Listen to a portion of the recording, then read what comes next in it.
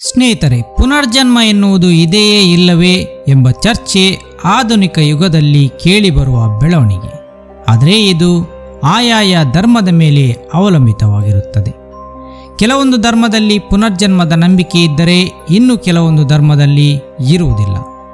ಬೌದ್ಧ ಧರ್ಮದಲ್ಲಿ ಪುನರ್ಜನ್ಮವನ್ನು ನಂಬಲಾಗುತ್ತದೆ. ಆಯಾಯ ಪ್ರದೇಶ ಸಂಸ್ಕೃತಿಗಳಿಗನುಸಾರವಾಗಿ ಪುನರ್ಜನ್ಮದ ನಂಬಿಕೆಗಳು ಬದಲಾಗುತ್ತವೆ. ಇದಕ್ಕೊಂದು ಜ್ವಲಂತ ಉದಾಹರಣೆಯಾಗಿ ಸಿಗುವುದೇ ಶ್ರೀಲಂಕಾದ ದಿಲುಕ್ಷಿ ನಿಸಾಂಕ ಪ್ರಕರಣ. ಶ್ರೀಲಂಕಾದಲ್ಲಿ ಹುಟ್ಟಿದ್ದ ಮಗುವೊಂದು ತನ್ನ ಹಿಂದಿನ ಜನ್ಮದ ಬಗ್ಗೆ ಮಾತನಾಡಲು ಶುರು ಮಾಡುತ್ತದೆ.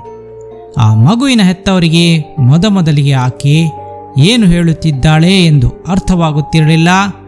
ಆ ಮಗು ಯಾವಾಗಲೂ ತನ್ನ ನಿಜವಾದ ಮನೆ ಬೇರೆ ಇದೆ, ಅಲ್ಲಿಗೆ ನನ್ನನ್ನು ಕರೆದುಕೊಂಡು ಹೋಗಿ ಎಂದು ಹೇಳುತ್ತಿತ್ತು. ನೀವು ಕರೆದುಕೊಂಡು ಹೋಗದಿದ್ದರೆ ನಾನೇ ಮನೆ ಬಿಟ್ಟು ಹುಡುಕಿಕೊಂಡು ಹೋಗುತ್ತೇನೆ ಎಂದು ಆ ಮಗು ಹೇಳಲಾರಂಭಿಸಿತ್ತು. ಸ್ನೇಹಿತರೆ, ಕೊನೆಗೆ ಏನಾಯಿತು ಆ ಮಗುವಿಗೆ? ಅದಕ್ಕೆ ಹೆತ್ತವರು ಸಿಕ್ಕರೆ ನೋಡೋಣ ಬನ್ನಿ. 1984ರಲ್ಲಿ ಶ್ರೀಲಂಕಾದ ಗಂಪಾಹ ಜಿಲ್ಲೆಯ ವೇಯಂಗೋಡ ಎಂಬಲ್ಲಿ ಹೆಣ್ಣು ಮಗುವೊಂದರ ಜನನವಾಗುತ್ತದೆ.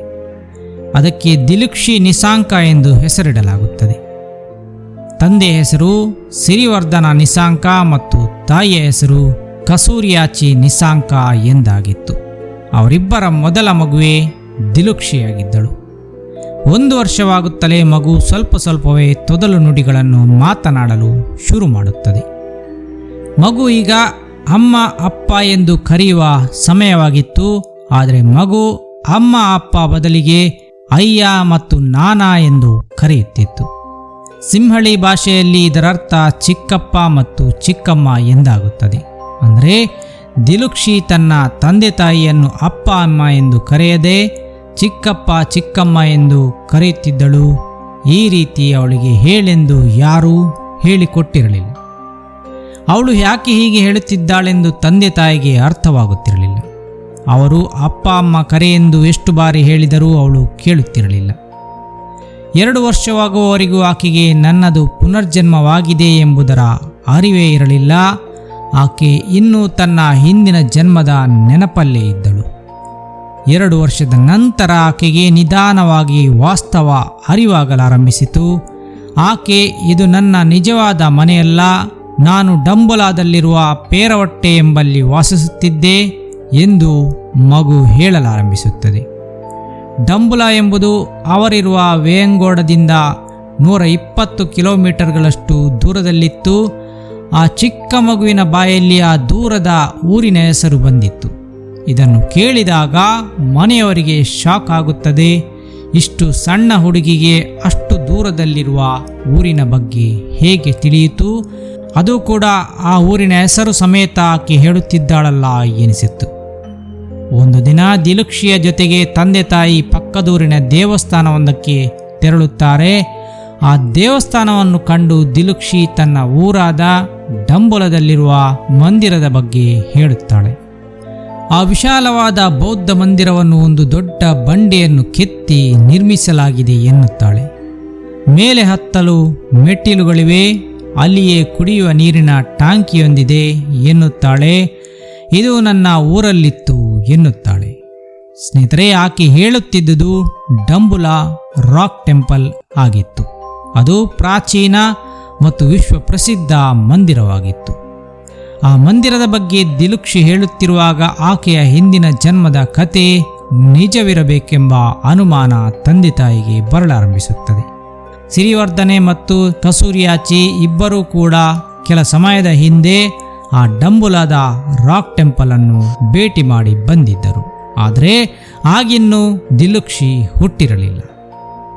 ದಿಲುಕ್ಷಿ ಪ್ರತಿ ರಾತ್ರಿ ತಾಯಿಯ ಬಳಿಯಲ್ಲಿ ಕತೆ ಹೇಳುವಂತೆ ಪೀಡಿಸುತ್ತಿದ್ದಳು. ತನ್ನ ಹಿಂದಿನ ಜನ್ಮದ ತಾಯಿ ತುಂಬ ಕತೆಗಳನ್ನು ಹೇಳುತ್ತಿದ್ದಳು ಎಂದು ಆಕೆ ಹೇಳುತ್ತಾಳೆ.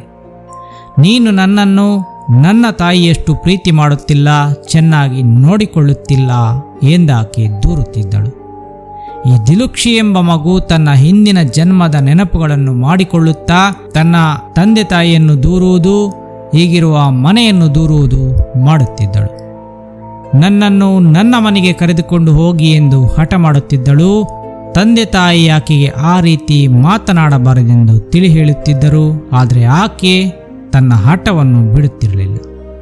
ಒಂದು ದಿನ ಆಕೆ ಮಾತು ಕೇಳದಿದ್ದಾಗ ತಂದೆ ಸಿರಿವರ್ಧನ ಆಕೆಗೆ ಚೆನ್ನಾಗಿ ಹೊಡೆಯುತ್ತಾರೆ. ಇನ್ನಾದರೂ ಆಕೆ ಹಿಂದಿನ ಜನ್ಮದ ಬಗ್ಗೆ ಮಾತನಾಡುವುದನ್ನು ನಿಲ್ಲಿಸಲಿ ಎಂಬುದು ಅವರ ಉದ್ದೇಶವಾಗಿತ್ತು. ಆದರೆ ದಿಲುಕ್ಷಿ ತನ್ನ ಹಿಂದಿನ ಜನ್ಮದ ಬಗ್ಗೆ ಮಾತನಾಡುವುದನ್ನು ನಿಲ್ಲಿಸುವುದಿಲ್ಲ.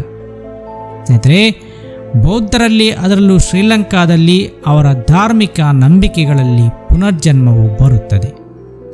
ಅವರಲ್ಲಿ ಒಂದು ಆತ್ಮ ಮತ್ತೆ ಮತ್ತೆ ಜನ್ಮ ತಾಳುತ್ತದೆ ಎಂಬುದನ್ನು ಒಪ್ಪದಿದ್ದರೂ ಕೂಡ ಒಂದು ಪ್ರಜ್ಞೆ ಒಂದು ಜನ್ಮದಿಂದ ಇನ್ನೊಂದು ಜನ್ಮಕ್ಕೆ ಮುಂದುವರೆದುಕೊಂಡು ಹೋಗುತ್ತದೆ ಎಂದವರು ನಂಬುತ್ತಾರೆ.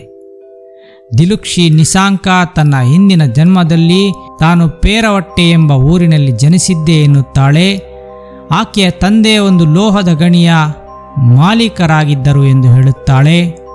ನಾನು ಮತ್ತು ನನ್ನ ಅಣ್ಣ ಇಬ್ಬರು ಕಾಲುವೆಯೊಂದಕ್ಕೆ ಹಾರಿದ್ದೆವು. ನಾನು ಕಣ್ಣು ಮುಚ್ಚಿದ್ದೆ, ಕಣ್ಣು ತೆರೆದರೆ ನಾನು ಇಲ್ಲಿದ್ದೆ ಎಂದು ದಿಲುಕ್ಷಿ ಹೇಳುತ್ತಿದ್ದಳು.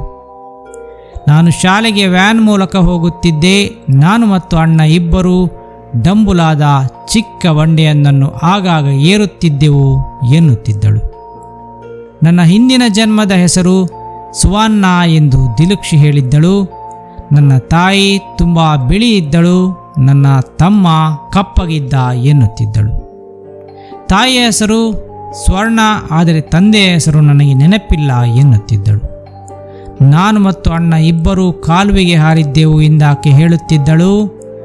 ದಿಲುಕ್ಷಿ ಹೇಳುವ ಪ್ರಕಾರ ಅವಳ ಮನೆಯ ಬಳಿಯಲ್ಲಿ ಒಂದು ಕಾಲುವೆ ಹರಿಯುತ್ತಿತ್ತು. ಆ ಕಾಲುವೆಯಲ್ಲಿ ಮಕ್ಕಳೆಲ್ಲರೂ ಆಗಾಗ ಸೇರಿ ಆಟವಾಡಲು ಹೋಗುತ್ತಿದ್ದರು. ಆ ಕಾಲುವೆಯಲ್ಲಿ ಒಂದು ಕಾಲು ಸಂಕ ಕೂಡ ಇತ್ತು. ದಡದಲ್ಲಿ ಇದ್ದ 2 ಬಂಡೆ ಕಲ್ಲುಗಳ ಮೇಲೆ ಜನರು ಬಟ್ಟೆ ಒಗೆಯುತ್ತಿದ್ದರು. ಅಲ್ಲಿಯೇ ಮಕ್ಕಳೆಲ್ಲ ಸ್ನಾನ ಮಾಡಲು ಬರುತ್ತಿದ್ದರು. ಅಲ್ಲಿಗೆ ದಿಲುಕ್ಷಿ ಕೂಡ ಹೋಗುತ್ತಿದ್ದಳು. ಇದೆಲ್ಲ ಸಂಗತಿಗಳನ್ನು ದಿಲುಕ್ಷಿ ಸದಾ ಹೇಳುತ್ತಿದ್ದಳು. ಆಕೆಗೆ ಪುನರ್ಜನ್ಮದ ಬಗ್ಗೆ ಮರೆತು ಬಿಡು ಎಂದು ತಂದೆ ತಾಯಿ ಎಷ್ಟು ಹೇಳಿದರೂ ಆಕೆ ಕೇಳುತ್ತಿರಲಿಲ್ಲ. ನನ್ನನ್ನು ನನ್ನ ಮನೆಗೆ ಕರೆದುಕೊಂಡು ಹೋಗಿ ಎಂದೇ ಆಕೆ ಹೇಳುತ್ತಿದ್ದಳು.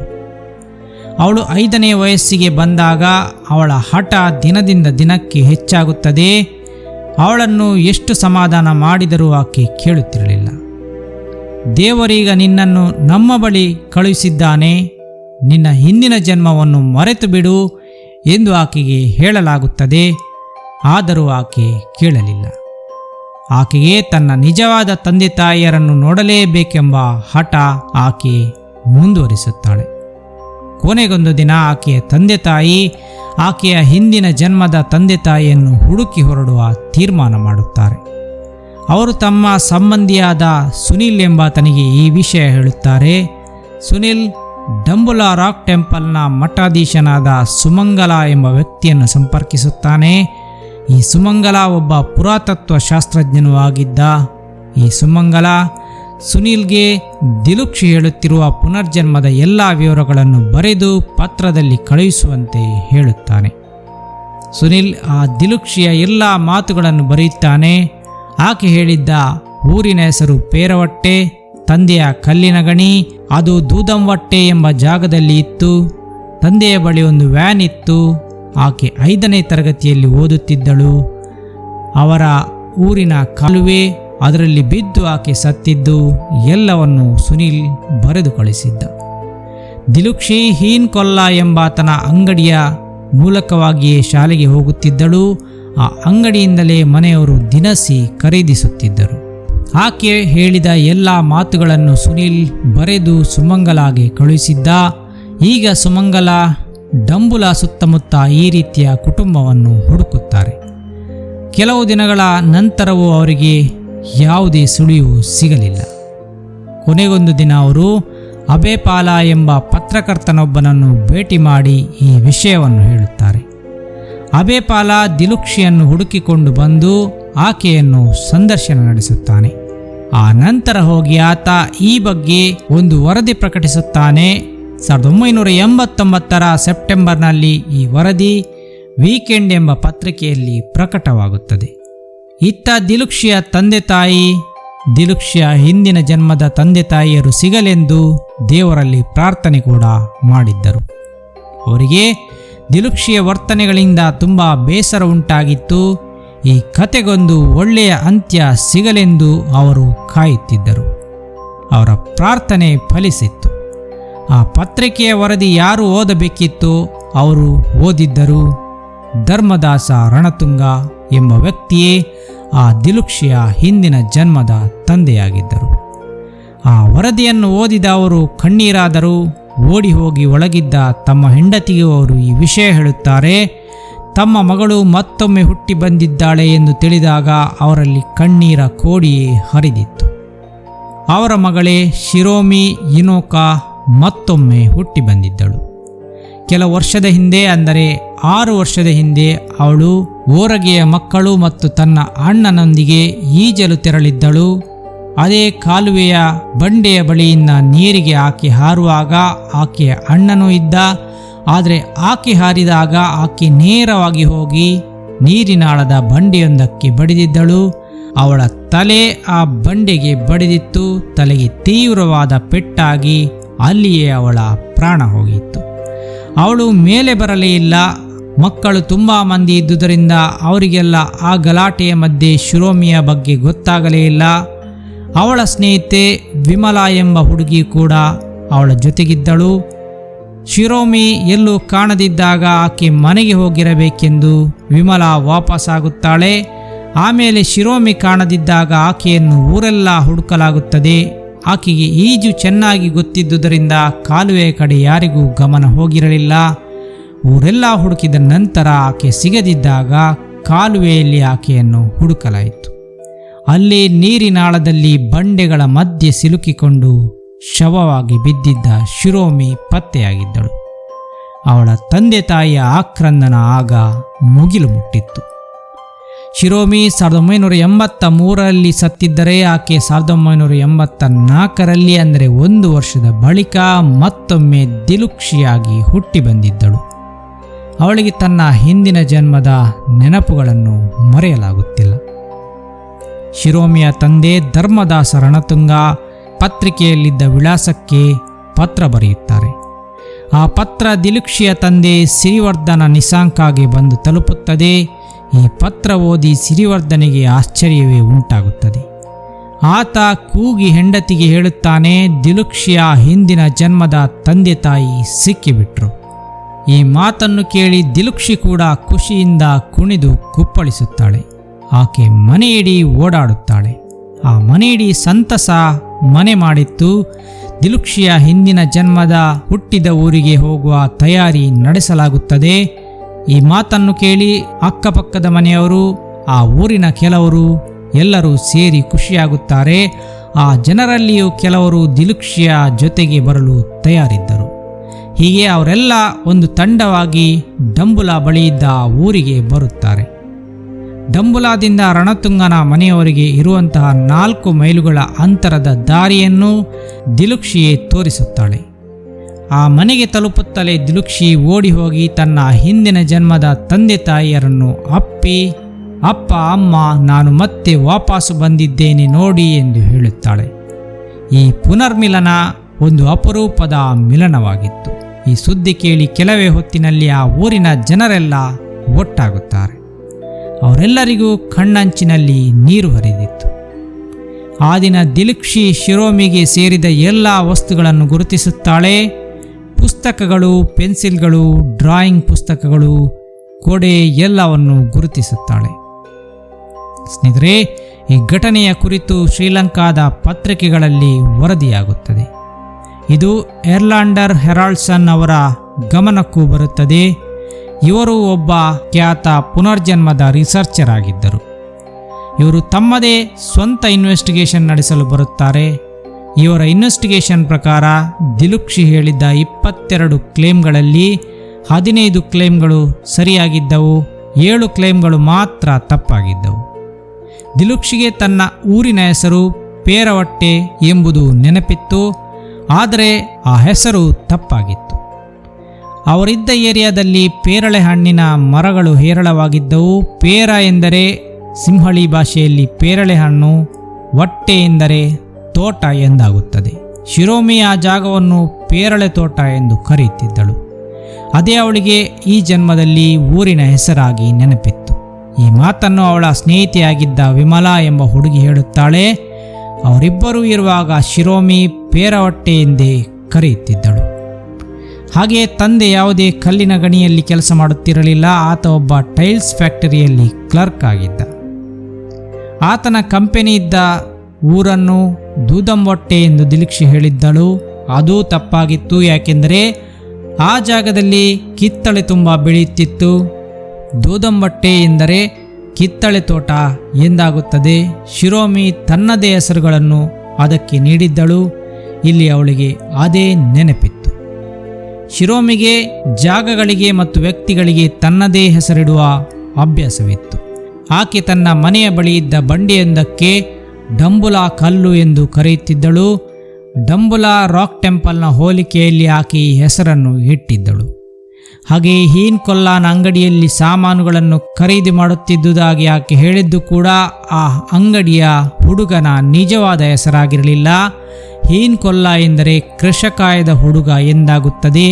ಆ ಅಂಗಡಿಯ ಹುಡುಗನನ್ನು ನೋಡಿ ಆಕೆಯೇ ಆ ಹೆಸರನ್ನಿಟ್ಟಿದ್ದಳು. ಶಿರೋಮಿ ತನ್ನ ಸೋದರ ತುಂಬ ಕಪ್ಪಗಿದ್ದ ಎಂದು ಹೇಳಿದ್ದಳು. ಆತನ ಹೆಸರು ಮಂಜುಶ್ರೀ ಎಂದಾಗಿತ್ತು. ಆಕೆ ಹೇಳಿದ್ದ ಬಣ್ಣ ಸರಿಯಾಗಿತ್ತು, ಆದರೆ ಆತನ ಹೆಸರು ಸರಿಯಾಗಿರಲಿಲ್ಲ. ಇನ್ನೊಂದು ಆಕೆಯ ತಪ್ಪು ಕ್ಲೈಮ್ ಯಾವುದಾಗಿತ್ತೆಂದರೆ ಆಕೆಯ ಹೆಸರು. ಆಕೆ ನನ್ನ ಹೆಸರು ಸುವರ್ಣ ಎಂದಿದ್ದಳು, ಆದರೆ ಆಕೆಯ ಹೆಸರು ಶಿರೋಮಿ ಎಂದಾಗಿತ್ತು. ಆಕೆಯ ತಾಯಿಯ ಹೆಸರು ಸುವರ್ಣ ಎಂದು ಹೇಳಿದ್ದು ಕೂಡ ತಪ್ಪಾಗಿತ್ತು. ಇವೆಲ್ಲ ತಪ್ಪುಗಳನ್ನು ಬಿಟ್ಟರೆ ದಿಲೀಕ್ಷಿ ಹೇಳಿದ್ದೆಲ್ಲವೂ ನಿಜವಾಗಿತ್ತು. ಆಕೆಯ ಮನೆ ಇದ್ದ ಜಾಗ, ಅಲ್ಲಿನ ಅಂಗಡಿ, ಆಕೆಯ ಶಾಲೆ ಎಲ್ಲವನ್ನು ಆಕೆ ತೋರಿಸಿದ್ದಳು. ಆಕೆ ನೀರಿಗೆ ಹಾರಿದ್ದ ಕಾಲುವೆ, ಆ ಜಾಗ ಕೂಡ ನಿಜವಾಗಿತ್ತು. ಅಲ್ಲಿ ಮಕ್ಕಳು ಯಾವಾಗಲೂ ಈಜಲು ಸೇರುತ್ತಿದ್ದುದು ನಿಜವಾಗಿತ್ತು. ಈ ರೀತಿಯೆಲ್ಲ ಆಕೆ ಹೇಳಿದ ಮಾತುಗಳೆಲ್ಲ ನಿಜವಾಗಿತ್ತು. ಕೆಲವೊಂದು ಹೆಸರುಗಳು, ವಿಚಾರಗಳು ತಪ್ಪಾಗಿತ್ತು. ಆಕೆಯ ತಂದೆಯ ಬಳಿ ಯಾವುದೇ ವ್ಯಾನ್ ಇರಲಿಲ್ಲ. ಆಕೆ ವ್ಯಾನ್ನಿಂದ ಸ್ಕೂಲ್ಗೆ ಹೋಗುತ್ತಾನೂ ಇರಲಿಲ್ಲ. ಆಕೆ ಸಾಯುವ ಕೆಲ ದಿನಗಳ ಮುಂಚೆ ವ್ಯಾನ್ ಒಂದರಿಂದ ಫ್ಯಾಮಿಲಿಯವರೆಲ್ಲ ಸೇರಿ ಡಂಬುಲಾ ರಾಕ್ ಟೆಂಪಲ್ಗೆ ಒಂದು ಪಿಕ್ನಿಕ್ಗೆ ಹೋಗಿ ಬಂದಿದ್ದರು. ಇದೇ ನೆನಪು ಬಹುಶಃ ಆಕೆಯ ತಲೆಯಲ್ಲಿ ಕೊನೆಯದಾಗಿ ಉಳಿದಿತ್ತು. ಅದಕ್ಕಾಗಿ ಆಕೆ ತಂದೆಗೆ ವ್ಯಾನ್ ಇತ್ತು ಎಂದು ಹೇಳಿದ್ದಳು ಮತ್ತು ರಾಕ್ ಟೆಂಪಲ್ನ ಬಗ್ಗೆಯೂ ಹೇಳಿದ್ದಳು. ಕೊನೆಗೂ ಎರಡೂ ಕುಟುಂಬಗಳ ಪುನರ್ಮಿಲನವಾಗುತ್ತದೆ. ಶಿರೋಮಿಯ ಮನೆಯವರು ದಿಲೀಕ್ಷಿಯನ್ನು ತಮ್ಮಲ್ಲೇ ಉಳಿಯುವಂತೆ ಕೇಳಿಕೊಳ್ಳುತ್ತಾರೆ. ಆದರೆ ದಿಲೀಕ್ಷಿಯ ಮನೆಯವರು ತಮ್ಮ ಏಕೈಕ ಮಗುವನ್ನು ಬಿಟ್ಟುಕೊಡಲು ತಯಾರಿರಲಿಲ್ಲ. ಸ್ನೇಹಿತರೆ, ಸತ್ತ ನಂತರವೂ ಒಂದು ಜೀವನವಿದೆ, ಮತ್ತೊಮ್ಮೆ ಹುಟ್ಟಿ ಬರುವ ಅವಕಾಶವಿದೆ ಎಂಬುದು ಇಲ್ಲಿ ಮತ್ತೊಮ್ಮೆ ಸಾಬೀತಾಯಿತು. ಇಂದಿಗೂ ಆ ಎರಡು ಮನೆಯವರು ದಿಲೀಕ್ಷಿಯನ್ನು ತಮ್ಮ ಮನೆ ಮಗಳಂತೆ ನೋಡಿಕೊಳ್ಳುತ್ತಿದ್ದಾರೆ. ಅವಳಿಗೆ ಎರಡೂ ಮನೆಯವರು ಸೇರಿಯೇ ಮದುವೆ ಮಾಡಿದರು ಎಂದು ಹೇಳಲಾಗುತ್ತದೆ. ಶ್ರೀಲಂಕಾದಲ್ಲಿ ಇಂತಹ ಹಲವಾರು ಪುನರ್ಜನ್ಮದ ಪ್ರಕರಣಗಳು ನಡೆದಿದ್ದವು. ನಾವು ಈ ಹಿಂದೆ ಕೆಲವು ಪ್ರಕರಣಗಳನ್ನು ನಿಮಗೆ ವಿವರಿಸಿದ್ದೆವು ಕೂಡ. ಅಲ್ಲಿನ ಬೌದ್ಧ ಧರ್ಮದ ನಂಬಿಕೆಗೆ ತಕ್ಕಂತೆ ಅಲ್ಲಿ ಪುನರ್ಜನ್ಮದ ಪ್ರಕರಣಗಳು ವರದಿಯಾಗುತ್ತಿದ್ದವು. ಸ್ನೇಹಿತರೆ, ಒಬ್ಬಳು 5 ವರ್ಷದ ಹುಡುಗಿ ಹುಟ್ಟಿ 1 ವರ್ಷವಾದ ನಂತರ ತನ್ನ ಹಿಂದಿನ ಜನ್ಮದ ನೆನಪನ್ನು ಮಾಡಿಕೊಳ್ಳುತ್ತಾ ಹೋಗುತ್ತಾಳೆ. ಅಲ್ಲಿಗೆ ನನ್ನನ್ನು ಕರೆದುಕೊಂಡು ಹೋಗಿ ಎಂದು ಹೇಳುತ್ತಲೇ ಇರುತ್ತಾಳೆ. ಅವಳನ್ನು ಗದರಿಸಿದರೂ ಆಕೆ ಕೇಳಲಿಲ್ಲ. ಕೊನೆಗೆ ಆಕೆಯ ಮನೆಯನ್ನು ಹುಡುಕಿ ಹೊರಟಾಗ ಆಕೆ ಹೇಳುತ್ತಿದ್ದುದೆಲ್ಲ ನಿಜವೆಂಬುದು ಸಾಬೀತಾಗುತ್ತದೆ.